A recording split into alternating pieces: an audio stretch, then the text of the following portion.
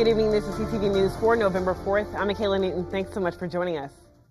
Well, good news for SNAP recipients in Maryland. Governor Wes Moore has announced the release of $62 million from the state's Fiscal Responsibility Fund to ensure full November SNAP benefits for Marylanders. The executive order follows the Trump administration court order release of funding, but only to pay for a half month's worth of food assistance benefits in November.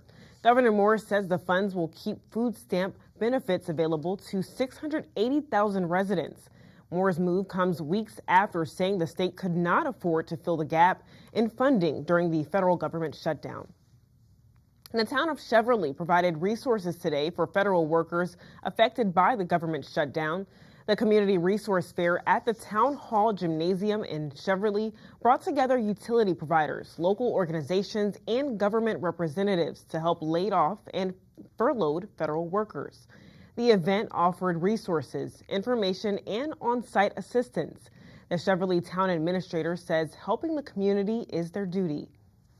It's a way of giving back to the community, but also ensuring that residents have the resources that they need to survive. You know, right now, while the government shutdown it's happening, we have real people that are being impacted by this. People still have to pay mortgages. People still have to pay vehicle payments. So it's important that we're here to at least provide some type of aid to residents that live in Cheverly. And Galloway says the town of Cheverly will continue to provide resources to the community during the shutdown. And a popular grocery store chain is slated to close 4 of its Maryland locations by the end of the week. This decision could leave many people without work and access to healthy food options. CTV's Katara Jones is in College Park with more. The fight to keep this Shopper store and 3 others from closing pushes forward and gaining some momentum. We will stop you! Stop you!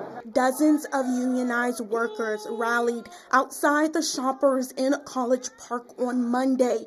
United Food and Commercial Workers Local 400 is angry over the decision to close 4 Shopper stores, 3 of them located here in Prince George's. Save our shoppers! Save our shoppers! Christy Bennett, who has worked at the grocery store chain for 32 years, says she might only get 10 weeks of severance pay.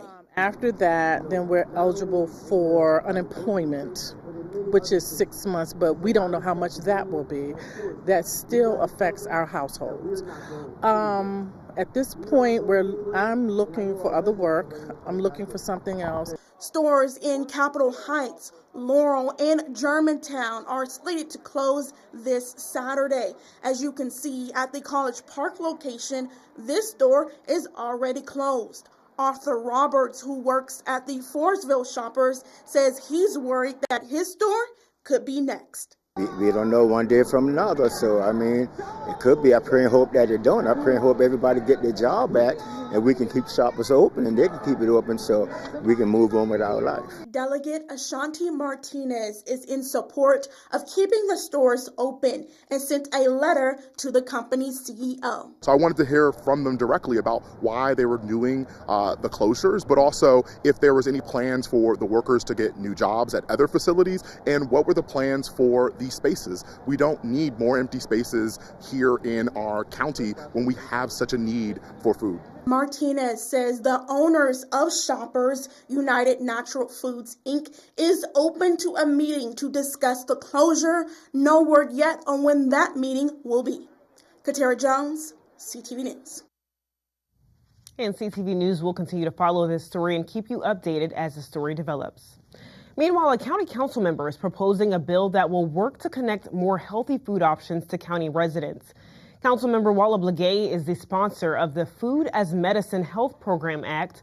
The measure, which passed unanimously, will create food-based and nutrition interventions in order to address chronic diseases and food insecurity in the county, while also providing an educational component to it. The bill will also establish a 21-person work group to come up with recommendations to better implement the program. The Food is Medicine program is really going to be sort of that overarching sort of theme that will support us in supporting with food nutrition, helping people learn how to take meals that they're getting from the grocery store and develop food. And really, especially for people that have families, preparing healthy foods that can last for several days. Food is culture. And food also is there so much to be actually like a caring aspect of our lives. And I think it's more appropriate now more than ever when food access is being attacked, when our community is being attacked, that we find ways for our residents to have food work for them and not against them. The program will be established within the county health department. Well, Governor Wes Moore is setting the stage for a political showdown, announcing a new redistricting advisory commission to redraw the state's congressional maps ahead of the 2026 midterms. The move comes after Senate President Bill Ferguson said he wouldn't support mid-cycle redistricting, putting the two Democratic leaders at odds in an already blue state. Moore says the goal is to ensure fair and representative maps, but the push also positions Maryland squarely in the middle of a national redistricting fight, one that's heating up as both parties try to reshape the political map before the next election. And a new UMBC poll shows many Marylanders are concerned about the state's future.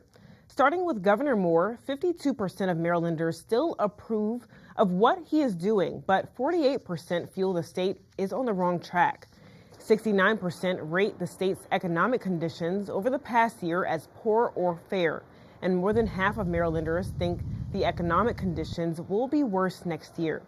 The two top economic issues residents are most concerned about are the cost of food and consumer goods, along with health care and insurance.